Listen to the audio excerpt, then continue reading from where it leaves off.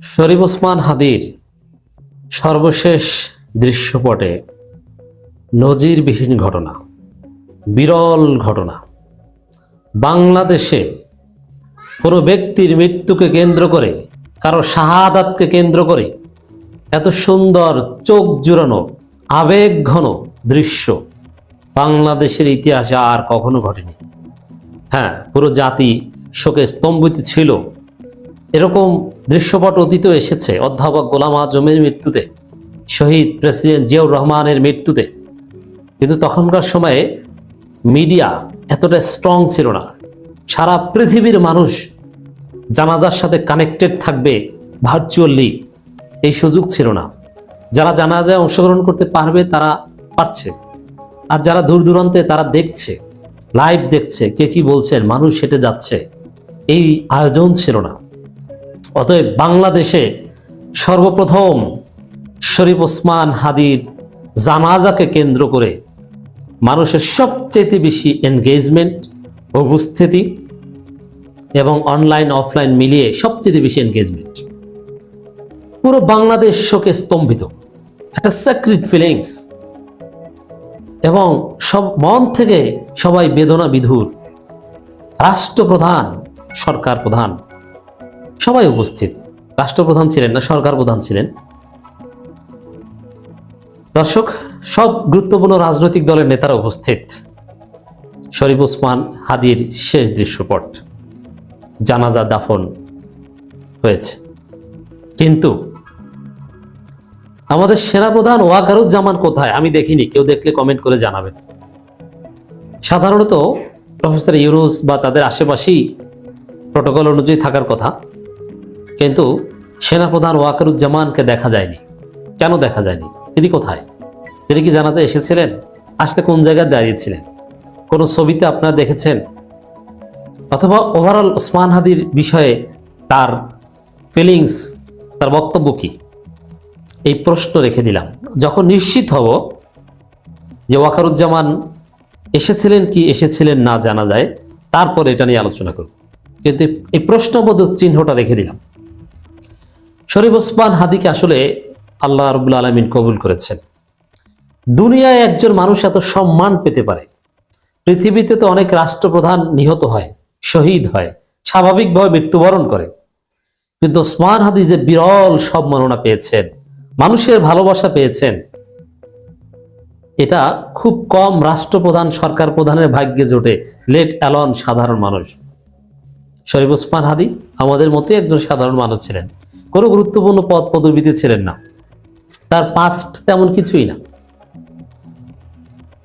এবং ইসলামপন্থী। সেই শরীফ ওসমান হাদি রাষ্ট্র কর্তৃক, সরকার কর্তৃক, পুরো দুনিয়াবাসী কর্তৃক, যুক্তরাষ্ট্র, যুক্তরাজ্য, কানাডা, ইউরোপীয় ইউনিয়ন, সারা পৃথিবী সম্মান দেখিয়েছে। এর মানে দুনিয়া এবং আখিরাতে হয়তোবা শরীফ ওসমান হাদি সম্মানিত।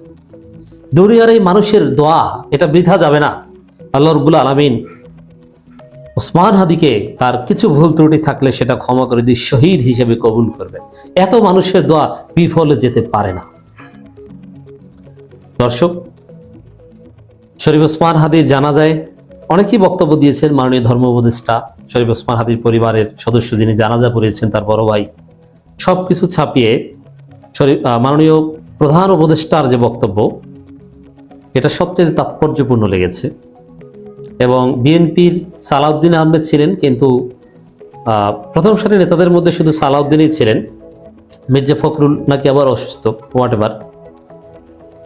জামাত শিবিরের লোকজন আবেগ নিয়ে সবাই ছিল, অন্য কোনো দলের লোকজন এত আবেগ নিয়ে সেখানে ছিল না। সাদিক কায়েমদের চোখ গড়িয়ে পানি পড়ছে। আমি সাদিক কায়েমকে ফলো করলাম, মনে হলো যে তার পরিবারের কোনো সদস্য শহীদ হয়েছে। সাদিক কায়েমের ঘুম নাই, খাওয়া নেই। এত কান্না কিভাবে আসে? সত্যি অভূতপূর্ব দৃশ্য। এই চোখের পানি শরীফ ওসমান হাদিকে জান্নাতে পৌঁছে দেবে, এবং শুধু জান্নাতে যাবে তা না, আল্লাহ রাব্বুল আলামিন তাকে শহীদদের তালিকাভুক্ত করবেন বলে আমরা বিশ্বাস করি। এবং এ ধরনের মৃত্যু নিঃসন্দেহে শহীদের সংজ্ঞায় পড়ে। হাদির জানাজায় মাননীয় প্রধান উপদেষ্টা, বাংলাদেশ যতদিন আছে তুমি সব বাংলাদেশির বুকের মধ্যে আছো।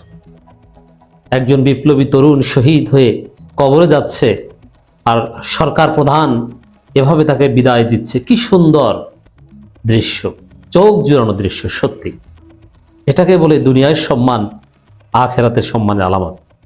আখেরাতে কি ঘটবে সেটা তো আমরা জানি না, তবে মানুষের এই দোয়া, এই স্বতঃস্ফূর্ততা, এটা দেখে বোঝা যায় যে আল্লাহ তাকে সত্যিকার অর্থেই একজন শহীদ হিসেবে কবুল করবেন।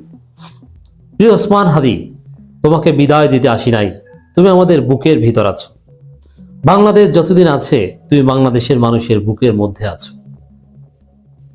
20 ডিসেম্বর জাতীয় সংসদ ভবনের দক্ষিণ প্লাজায় শহীদ ওসমান হাদির জানাজায় অংশ নিয়ে হৃদয় ভারাক্রান্ত হয়ে একথা বলেন অন্তর্বর্তী সরকারের প্রধান উপদেষ্টা প্রফেসর ডক্টর মোহাম্মদ ইউনূস।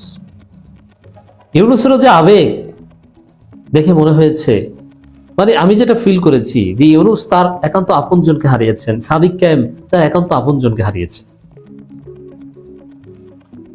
অধ্যাপক ইউনূস বলেন, লাখ লাখ লোক আজ এখানে হাজির হয়েছে, পথে ঢেউয়ের মতো লোক আসছে। সবচেয়ে সুন্দর দৃশ্য, কত লোক মারা গিয়েছে, কত জানাজা বাংলাদেশে দেখেছি, আমরা পড়েছি, কিন্তু বাংলাদেশের রাষ্ট্রীয় সকল সম্প্রচার মাধ্যম, সকল গণমাধ্যম, সোশ্যাল মিডিয়া সহ সমস্ত বিশিষ্ট ব্যক্তিদের ফেসবুক আইডি লাইভ করছে জানাজা, কবর, মানুষ হেঁটে যাচ্ছে, মানিক মিয়া এভিনিউ থেকে শাহবাগে যাচ্ছে মানুষ, ঢাকা বিশ্ববিদ্যালয় কেন্দ্রীয় মসজিদের পাশে যাচ্ছে, সারি সারি রাস্তার দুপাশ থেকে রাস্তার মাঝখানে হেঁটে যাচ্ছে, পুরো বাংলাদেশে স্তব্ধ হয়ে আছে। পথে ঢেউয়ের মতো লোক আসছে, সারা বাংলাদেশ জুড়ে কোটি কোটি মানুষ এই মুহূর্তের জন্য অপেক্ষা করছে। বিদেশিরাও হাদির কথা জানতে চায়। প্রিয় ওসমান হাদি, তোমাকে বিদায় দিতে আসেনি, তুমি আমাদের বুকের ভিতর আছো।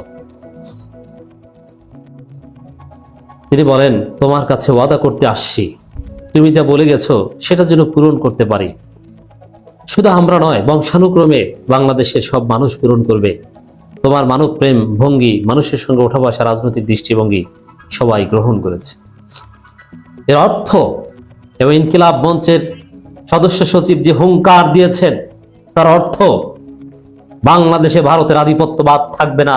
শরীফ ওসমান হাদির এই শাহাদাতের বিনিময়ে ভারতের আধিপত্যবাদের কবর রচনা হয়েছে হবে শরীফ ওসমান হাদির রক্তের বিনিময়ে। এবং ইনকিলাব মঞ্চ শাহবাগে জড়ো হওয়ার ডাক দিয়েছে দাফনের পরে। দাফারাবা হবে এবার। প্রধান উপদেষ্টা বলেন, তুমি এমন মন্ত্র আমাদের দিয়ে গেছো, সেটা চিরদিন আমাদের কানে বাজবে। তোমার মন্ত্র ছিল বলবীর, ছিল উন্নতম শির। তোমাদের শির কখনো নত হবে না, আমাদের সব কাজে সেটা পূরণ করব। কি সুন্দর দৃশ্য। প্রিয় হাদি, তুমি নির্বাচনে অংশগ্রহণ করতে চেয়েছিলে, কিভাবে নির্বাচন করতে হয়, কিভাবে প্রচারণা চালাতে হয়, কিভাবে কষ্ট না দিয়ে মানুষের কাছে যাওয়া যায়, আমরা সে শিক্ষা গ্রহণ করলাম। আমরা এভাবেই করতে চাই। ফজরের পর মসজিদের সামনে দাঁড়িয়ে থাকা, তারপর একটা লিফলেট ধরিয়ে দেয়া। আপনি কল্পনা করেছেন বাংলাদেশে এরকম নির্বাচনী প্রচারণা? শরীফ ওসমান হাদি ডিড দ্যাট। আল্লাহ রাব্বুল আলামিন দুনিয়ায় যেভাবে শরীফ ওসমান হাদিকে সম্মানিত করেছেন, আখিরাতে বিনা কবরে, বিনা হাসরে, বিনা মিজানে, বিনা পুলসিরাতে আল্লাহ তাকে জান্নাত দিবেন। এবং আবু বকর রাদিয়াল্লাহু আনহু, ওসমান রাদিয়াল্লাহু আনহু, রাসূল সাল্লাল্লাহু আলাইহি সাল্লাম সহ মাকামে মাহমুদে, যেখানে শহীদ, সিদ্দিকিন, নবী রাসূলরা থাকবে, তাদের সাথে আল্লাহ তাকে জায়গা দিবেন।